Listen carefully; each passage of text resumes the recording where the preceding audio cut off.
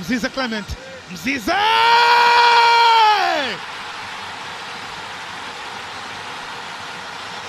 Attention please.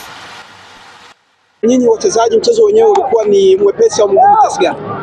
Kwanza nashukuru kwa hongera, lakini tukija moja kwa moja kwenye swali lako la mchezo ulikuwa mgumu kwa sababu kama ulivyoona KMC imejipanga vizuri, kwa sababu katika michezo iliyoisha kupata matokeo yaliokuwa mazuri na wapo chini zaidi kwenye msimamo. Kwa hiyo unapokutana na timu kama hiyo, ina maana ipo kwenye ligi na wao ina matamanio ya kupandisha performance yao, lakini kwa ujumla tunaweza kusema mechi ilikuwa ngumu sana, lakini tunamshukuru Mungu tumefuata maelekezo ya walimu wetu na kila mtu ambaye amepata nafasi ameonyesha alichokuwa nacho kuweza kusaidia timu. Kipindi cha kwanza hamkuanza vizuri, mchezo ulienda kwa moja baada ya kwenda mziko kwa nini dressing room, na tunaona mlivyokuja kwenye kipindi cha pili timu ilibadilika na kupata magoli matatu.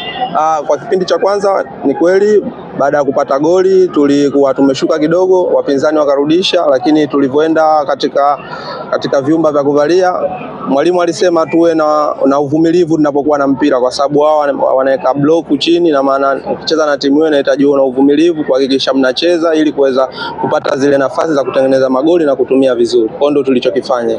Kwa hiyo mwenyewe binafsi umeanza kupata nafasi ya kuanza kwenye kikosi cha Yanga. Tutegemea kuwa na wapi msimu huu na Young Africans?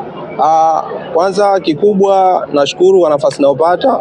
Yanga ni timu kubwa, kila mtu anafahamu hilo, na wana wachezaji ambao wamewatoa sehemu tofauti na wote wenye quality kubwa. Kwa hiyo kupata nafasi kwangu mimi kunanipa changamoto ya kuamini kwamba na uwezo, lakini jitihada kila siku kuhakikisha kila ninapopata nafasi niweze kuisaidia timu yangu kwa maelekezo ya mwalimu, lakini na kuweza kuipambania timu na washabiki waliokuja kama hivi siku zote ambao wanatupa support. Asante sana.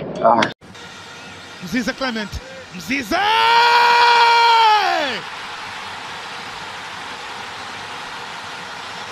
Attention please.